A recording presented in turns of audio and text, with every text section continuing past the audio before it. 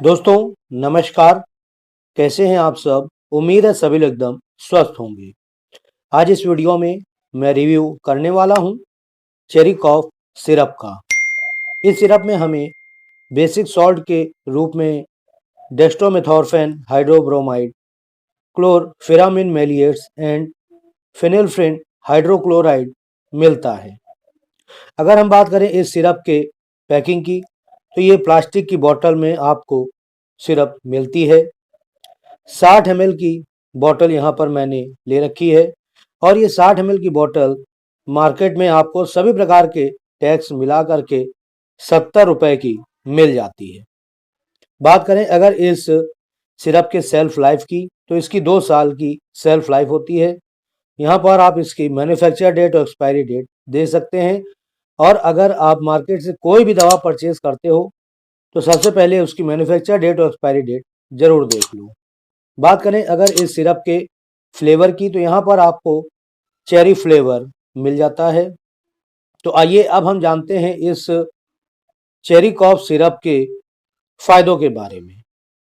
तो दोस्तों, ये सिरप खास तौर से ड्राई कफ यानी सूखी खांसी को ठीक करने के लिए दी जाती है।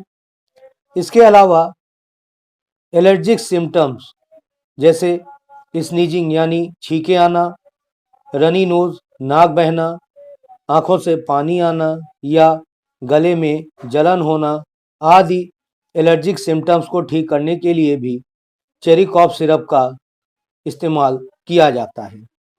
इसके अलावा ये आपके कंजेशन और स्टफी नोज को भी ठीक करने में काफ़ी हेल्पफुल होती है।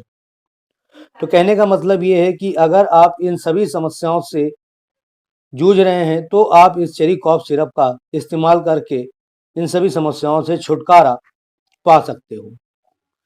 दोस्तों, बात करें अगर इसके डोजेस की, तो यहाँ पर देखिए लिखा हुआ है as directed by the physician.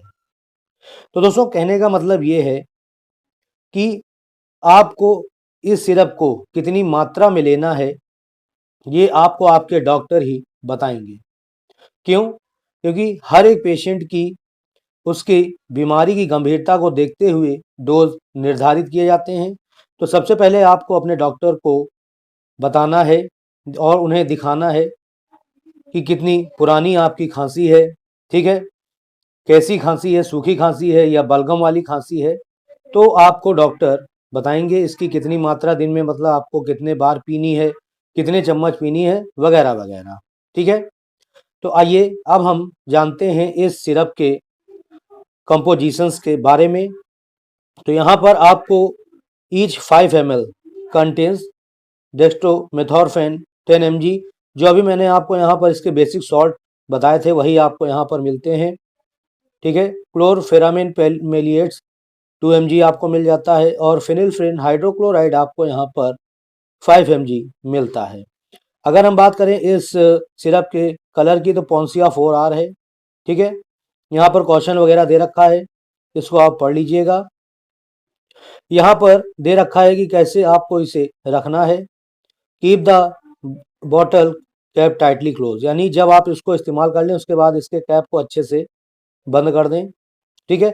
और दोस्तों, इसमें एक ये आपको मेजरिंग कप दिया जाता है। ठीक है, देखिए ये एक छोटा सा ढक्कन होता है, इसे मेजरिंग कप बोलते हैं। ठीक है। और यहाँ पर देखिए 2.5 ml 5 ml लिखा हुआ है और पूरा अगर आप इसको भर के लेते हैं तो 10 ml हो जाता है। ठीक है।